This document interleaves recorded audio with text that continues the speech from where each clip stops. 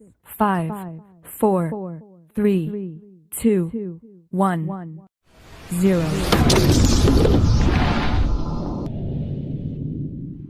Apa kabar nih adik-adik semuanya?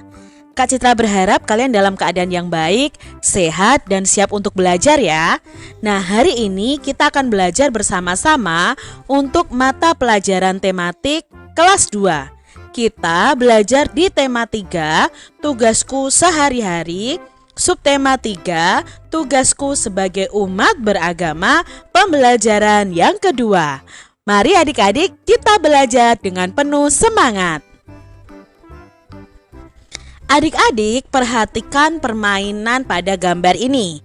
Permainan apakah ini? Ini namanya adalah permainan bola tangan. Lalu bagaimana ya cara memainkan permainan ini? Nah, ayo kita simak bersama-sama. Bola tangan. Permainan bola tangan ini mirip dengan permainan sepak bola. Perbedaannya dilakukan dengan tangan. Nah, kalau sepak bola itu menendang bola dengan kaki, kalau bermain bola tangan, kita mengopernya dengan menggunakan tangan kita. Peraturan cara bermain permainan bola tangan itu yang pertama, cara memainkan bola tangan adalah sebagai berikut. 1. Pemain boleh menghentikan, menangkap, melempar, dan menyentuh bola dengan tangan, kepala, badan, paha, dan lutut. Lalu, membawa bola itu paling banyak 3 langkah, dan bola harus segera dipantulkan atau dioper kepada temannya. 3. Menahan bola itu paling lama 3 detik. Aturan bermain di daerah gawang adalah sebagai berikut.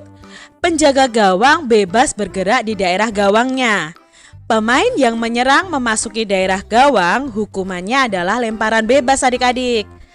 Pemain bertahan memasuki daerah gawang, hukumannya lemparan 14 meter. Lalu bola di daerah gawang, hak penjaga gawang. Mengembalikan bola ke daerah gawang itu boleh melempar bola memasuki gawang, tidak boleh menahan bola lebih dari 3 detik, boleh membawa bola dengan berjalan di daerah gawang, dan lemparan sudut kalau bola keluar. Itu mengembalikan bola ke daerah gawang. Aturan untuk penjaga gawang. Nah, dalam permainan bola tangan ini ada juga peraturan untuk penjaga gawang. Yang pertama, boleh melempar bola dengan segala cara. Tidak boleh menahan bola lebih dari 3 detik. Boleh membawa bola dengan berjalan di daerah gawang. Tidak boleh membawa bola keluar dari gawang. Lalu terjadinya gol pada permainan bola tangan ini adalah sebagai berikut. Gol terjadi apabila seluruh proyeksi bola melewati garis gawang. Ini hampir sama dengan sepak bola adik-adik. Lalu apabila terjadi gol, permainan dimulai dari tempat lemparan permulaan. Nah, offside. Nah, ternyata dalam bola tangan itu juga ada offside-nya juga, seperti sepak bola adik-adik. Nah, offside pada bola tangan itu terjadi untuk regu bertahan apabila di daerah offside terdapat lebih dari 7 pemain, termasuk penjaga gawang, sedangkan bola dalam penguasaan regu yang bertahan. Untuk regu penyerang dikatakan offside apabila di daerah offside itu terdapat lebih dari 6 pemain, sedangkan bola dalam penguasaan regu penyerang.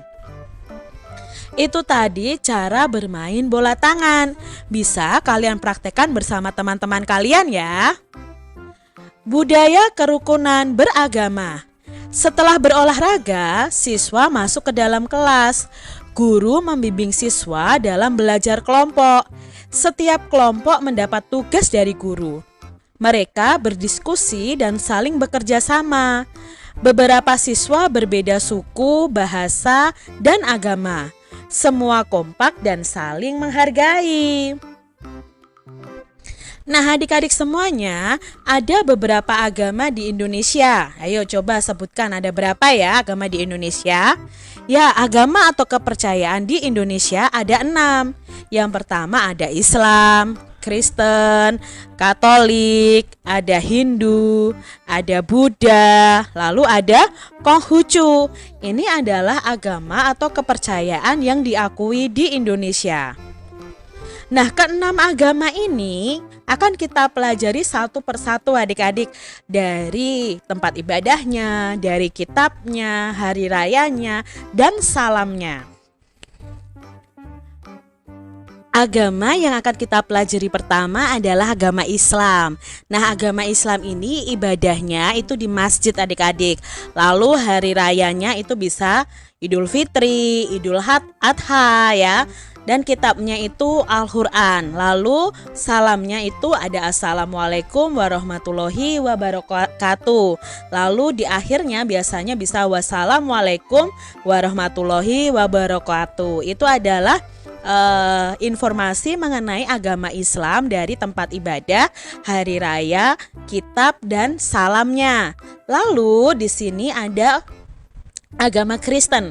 Agama Kristen itu beribadahnya di gereja. Hari rayanya bisa Natal, Paskah.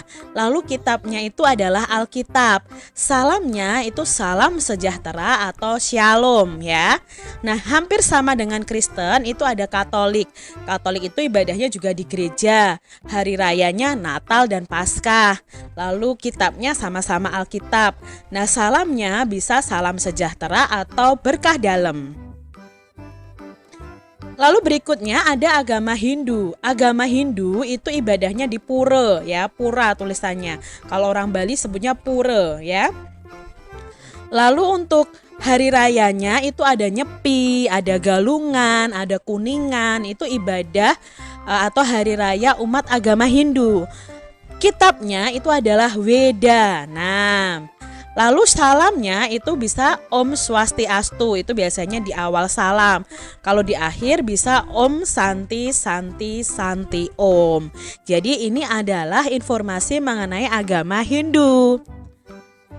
Berikutnya ada agama Buddha. Nah, agama Buddha itu beribadah di wihara atau vihara juga bisa adik-adik. Lalu hari rayanya itu bisa Waisak ya. Kitabnya adalah Tripitaka. Nah, itu adik-adik perlu ketahui. Dan salam yang biasa digunakan adalah Namo Buddhaya. Nah, itu adalah salam yang biasanya diucapkan oleh umat agama Buddha. Berikutnya ada Konghucu. Nah, Konghucu ini salah satu kepercayaan yang ada di Indonesia. Tempat ibadahnya itu di kelenteng. Lalu hari rayanya itu ada Imlek ya. Lalu berikutnya ada kitabnya. Kitab Konghucu ini banyak sekali adik-adik. Ada Suking, ada Sujing, ada Wujing ya. Nah, untuk salamnya, kalau yang di Indonesia itu salam umumnya adalah salam kebajikan. Nah, kalau di bahasanya ini adik-adik, Wide Dongtian atau Xian Yo Yide itu bahasa orang Konghucu ya untuk memberikan salam. Nah, tapi karena mungkin orang Indonesia agak susah, jadi pakainya salam kebajikan. Itu tadi informasi mengenai 6 agama yang ada di Indonesia. Apa tugasmu sebagai umat beragama adik-adik? Nah, kita itu memiliki agama, ya kan? Adik-adik punya agama, Kak Citra juga punya agama. Ya, kita mempercayai Tuhan yang kita sembah. Ya, nah sekarang tugas kita sebagai umat beragama itu apa saja? Nah, adik-adik harus tahu tugas kalian sebagai umat beragama. Tugas kita sebagai umat beragama yang pertama, berdoa sesuai dengan agama yang dianut. Contoh, kalau agama Islam itu melaksanakan sholat, agama Kristen Katolik itu pergi ke gereja tiap minggu dan rajin membaca Alkitab. Agama Buddha itu berdoa di vihara atau wihara. Agama Hindu itu pergi ke pura untuk berdoa. Agama Konghucu pergi ke kelenteng untuk sembahyang. Itu tugas kita adik-adik sebagai umat beragama. Yang kedua, kita tidak boleh mengejek teman yang memiliki agama yang berbeda dengan kita. Nah adik-adik, jangan ya, kalian harus tetap rukun walaupun kalian berbeda agama. menghormati dan menghargai teman yang memiliki agama yang berbeda. Tidak boleh mengejek, ih agamaku yang lebih bagus, agamamu tidak bagus. Tidak boleh seperti itu adik-adik, karena agama itu merupakan kepercayaan kita kepada Tuhan. Yang keempat, kita bisa mengizinkan teman untuk melaksanakan ibadah agamanya. Jadi kalau ada teman yang mau melaksanakan ibadah yang mungkin agamanya berbeda dengan kita harus memberikan kesempatan adik-adik. Itu tugas kita sebagai umat beragama. Demikian tadi adik-adik pembahasan kita di tema 3, subtema 3, pembelajaran yang kedua untuk adik-adik yang duduk di kelas 2 juga. Nah, semoga video pembelajaran ini bermanfaat untuk adik-adik semuanya. Dan sampai jumpa lagi di video pembelajaran Kak Citra selanjutnya.